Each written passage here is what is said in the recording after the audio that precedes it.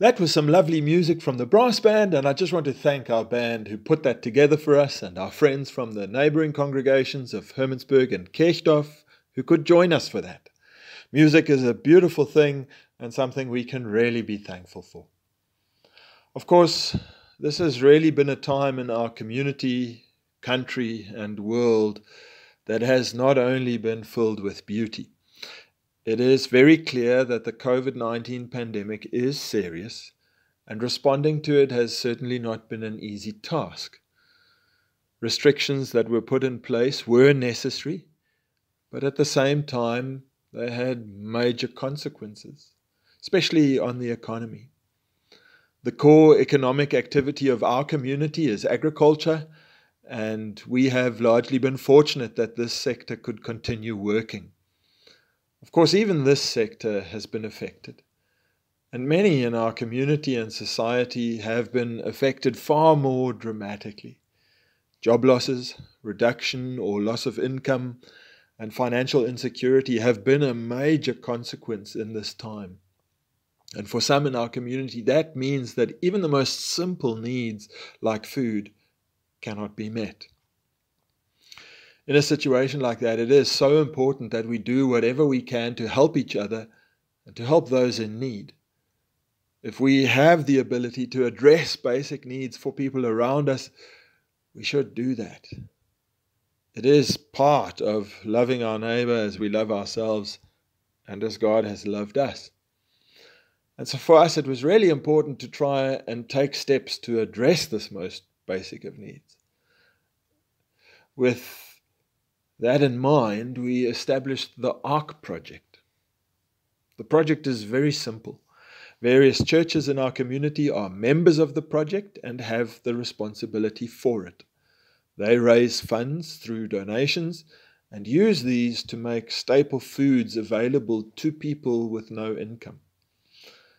One of our local sugar mill owners, UCL, helps us with the purchase of basic food items like mielie meal, beans and samp, and with logistical needs. We also have project partners, NGOs, social projects, and others who have existing structures and projects in the community. We provide them with food so that they can share it with people in need through their organizations.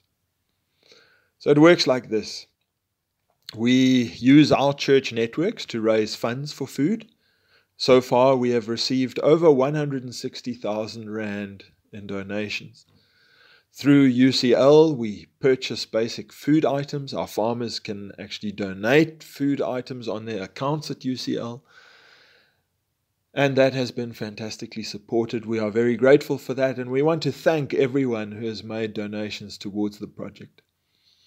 Anyone from the member churches and from the project partners who is aware of any person without income or needing food, it can be an employee, but also just somebody that they know about in the community. These people can submit an application to the project, and they submit the application on behalf of the person in need.